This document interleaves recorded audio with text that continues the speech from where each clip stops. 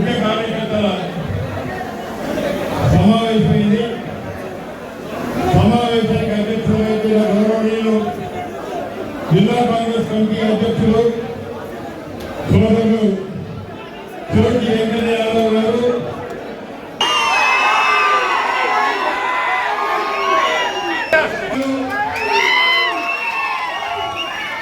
వేదికపై ఉన్న మాజీ శాసనసభ్యులు,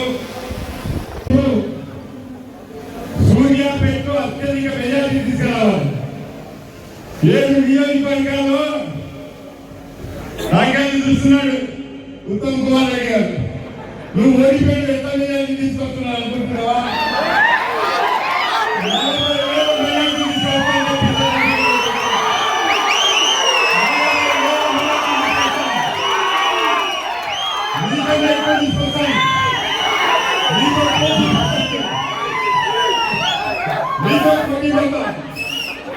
మాకేం మీరు అభిప్రాయం లేవు.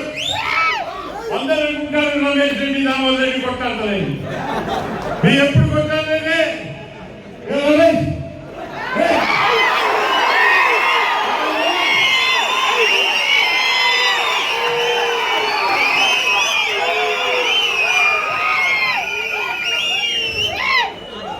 మాకు లేని బిడ్డ పుట్టాలి నీకెందుకని అడుగుతున్నా.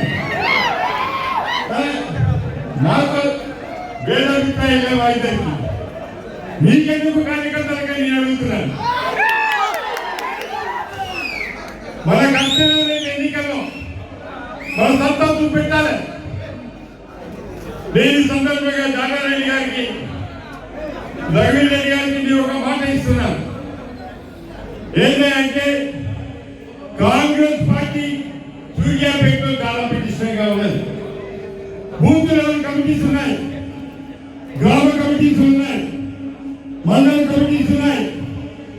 జిల్లా కార్యవర్గ సభ్యులుగా 48 కౌన్సిలర్లో ఈరోజు మెజారిటీ కౌన్సిలర్లు కాంగ్రెస్ పార్టీలో ఉన్నారని చెప్పి సందర్భంగా మా మండల అధ్యక్షులు కానీ టౌన్ అధ్యక్షులు అయితే చాలా చురుకుగా పనిచేసే నాయకులు అని చెప్పి సందర్భంగా మనం చూస్తున్నాం. అనుబంధ సంస్థలు కూడా అదే విధంగా ఉన్నాయి. యూత్ కాంగ్రెస్ కానీ, ఎన్ఎల్సీ కానీ, మహిళా కాంగ్రెస్ కానీ, ఐఎన్పిసి కానీ, లీగల్ సెల్ కానీ ఈ రోజు ఎన్నికలు పెడితే 5,000 తాపీ మిత్ర సంఘానికి మా టౌన్ ఐఎన్పిసి అధ్యక్షుడు ఎన్నికైందని చెప్పి సందర్భంగా మనం చూస్తున్నాం. లీగల్ సెల్ అధ్యక్షుడిగా మొన్న ఎన్నికలు జరిగితే బోనస్ సెషన్లో జిల్లా లీగల్ సెల్ అధ్యక్షుడిగా సుదర్శన్ రెడ్డి గారు ఎన్నికైందని చెప్పి సందర్భంగా మనం చూస్తున్నాం. ఏది అయినా కూడా ఈ ఎన్నికలు వచ్చిన తర్వాత మనం చాలా గట్టిగా పనిచేయాలి. మిమ్మల్ని కోరేది నేను ఒకటే, ఈ ఎన్నికలు ఆఖరి ఎన్నికలు కాదు. మనం మెజారిటీ చూపెట్టుకోవాలి, మనం బలం చూపెట్టుకోవాలి.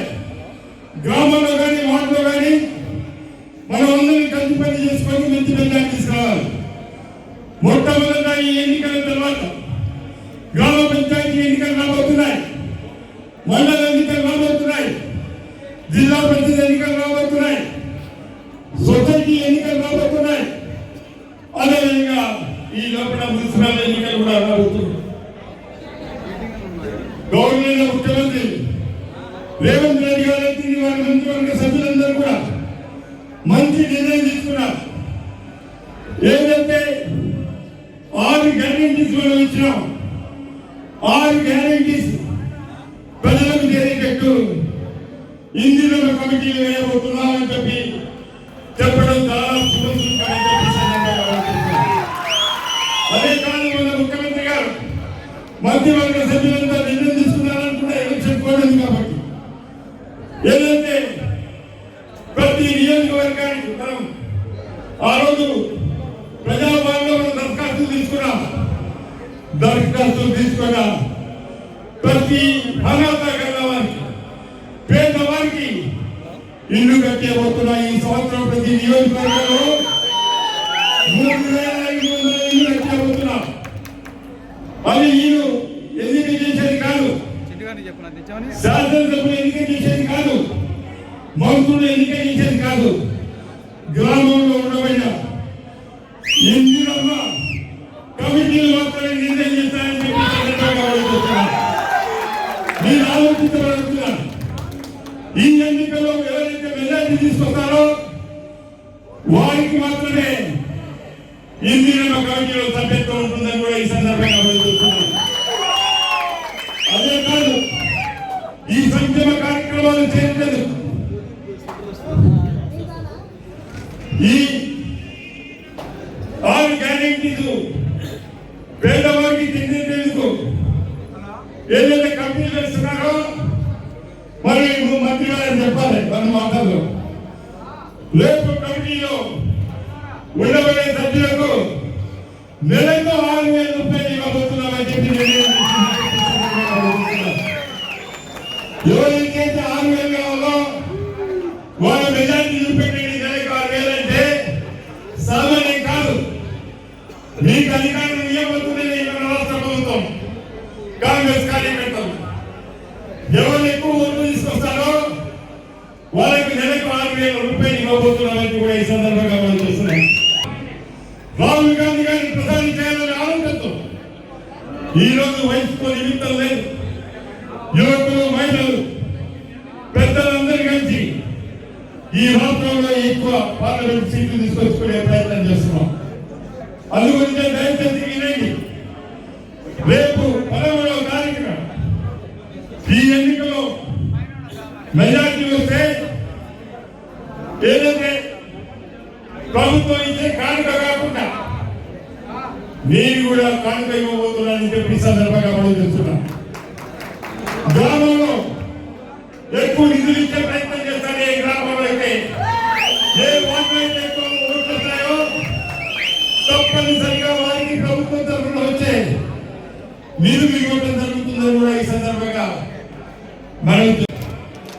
మన బూత్ కమిటీలో వేసుకున్న వాళ్ళు ప్రతి ఒక్క బూత్ మెంబర్కు ఒక 50 మందిని ఓటర్లను ప్రతి రోజు కలిసే ప్రయత్నం చేయాలని చెప్పి సందర్భంగా మనం చూస్తున్నాం. మనం చేసే కార్యక్రమాలు మనం చెప్పండి. ఇవి మీ చేయబోతున్నాం, ఈ చేయించామని చెప్పండి. ఈరోజు మనం ఎంత ఆర్థికంగా ఇబ్బంది ఉన్నాం మన రాష్ట్రంలో. రాబోతున్నాడు మన నల్గొండ మీద జెండా ఎగరడమే కాకుండా రేపు కాంగ్రెస్ ప్రభుత్వం వచ్చిన తర్వాత ఎర్రకోట మీద కూడా జెండా ఎగరబోతున్నామని చెప్పి ఈ సందర్భంగా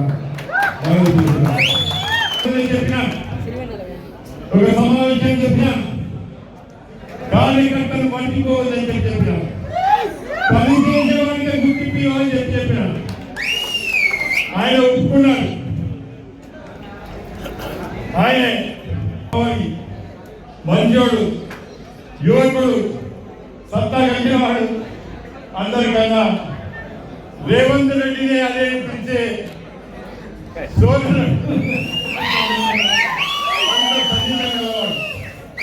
మనకి ఎక్కువ నిధులు తీసుకురావాలంటే రేపు రవీంద్ర రెడ్డి తీసుకొస్తాడు. తీసుకొస్తావా? తప్పకుండా తీసుకొస్తానంటాడు. అది పెడితే